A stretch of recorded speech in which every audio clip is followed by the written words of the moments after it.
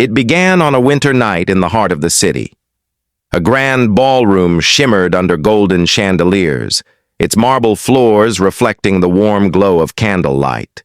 The air was filled with the clinking of champagne glasses, the low hum of jazz, and the quiet confidence of a room full of executives. This was a celebration, a night meant to honor the achievements of one of the most successful companies in the tech industry. At the center of it all was Marcus Ellison, the man whose vision had turned a struggling startup into a global powerhouse.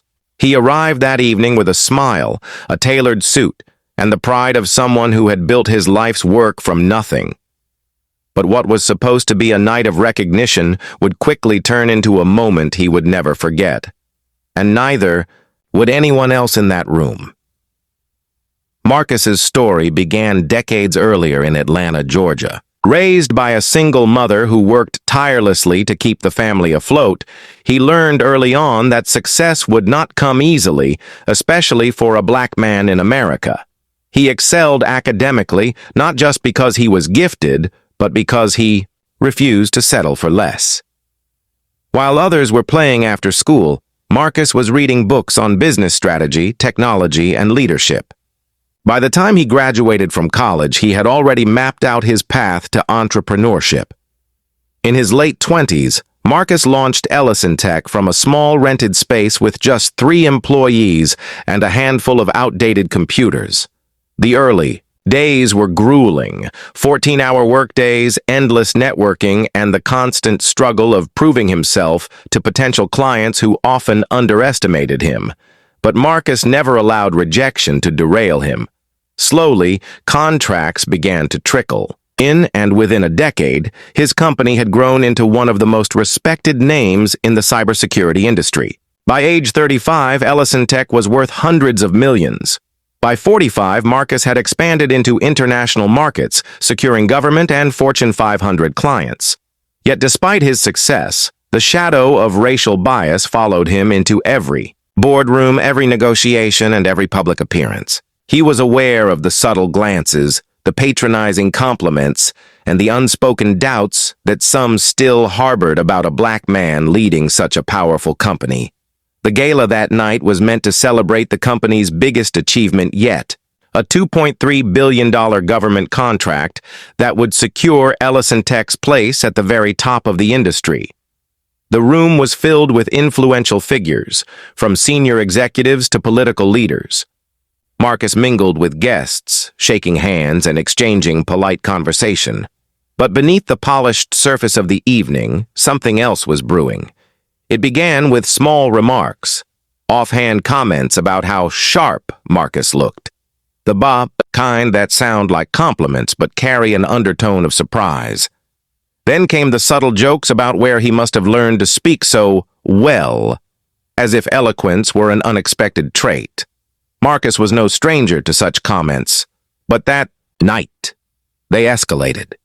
A group of executives began whispering and laughing as he passed. Their amusement wasn't friendly, it was mocking.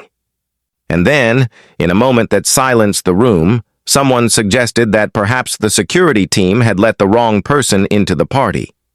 The laughter that followed was loud enough for everyone to hear. The message was clear. In their eyes, Marcus didn't belong, not even at a celebration of his own company's success. What happened next stunned everyone. In front of 200 guests, a senior member of the planning committee approached Marcus and told him he should leave. There was no attempt to soften the humiliation, no private conversation, no respect for the man who had made the evening possible. The crowd watched in awkward silence as Marcus walked toward the exit. He did not argue. He did not raise his voice. He simply left, the sound of laughter and whispers echoing behind him. Out on the cold sidewalk, Marcus stood still, for a moment the winter air biting at his skin. He replayed the scene in his mind, not with anger, but with a cold, focused clarity. He had built this empire brick by brick, and now those who had laughed at him had done so from the very offices he had created for them. In that moment, he made a decision. Before the night was over, he called his assistant. Then, the head of human resources. By the time his driver pulled up to take him home, the plan was already set in motion. The following morning, an emergency leadership meeting was called. Every executive who had participated in the humiliation, every employee who had laughed or stood by silently while it happened, was identified. Marcus did not raise his voice in the meeting. He did not explain himself. He simply issued instructions. Offices were to be cleared, contracts terminated, security escorts arranged. By noon, the halls of Ellison Tech were quieter than they had ever been. Word of what happened spread quickly, not just through the company, but across the entire industry. Some called Marcus's actions ruthless, others called them justified. But those who knew him understood the truth. This was not about revenge, it was about respect. It was about sending a message that no one, no matter how high their position, was beyond accountability. In the weeks that followed, Marcus continued to lead Ellison Tech without hesitation. The company did not falter. It grew stronger. New hires were brought in, many from underrepresented backgrounds, people who knew they were there because of their talent, not their connections. Marcus made it clear that the culture of his company would reflect his values: dignity, equality, and zero tolerance for prejudice. His story became a powerful reminder that racism in the workplace doesn't always come in the form of blatant slurs or overt discrimination. Sometimes it hides in jokes told over champagne glasses, in whispers passed between colleagues, in the casual cruelty of exclusion. But Marcus showed that silence is not the only option. With one decisive act, he proved that leadership is not just about running a business. It's about protecting the dignity of everyone who helps build it.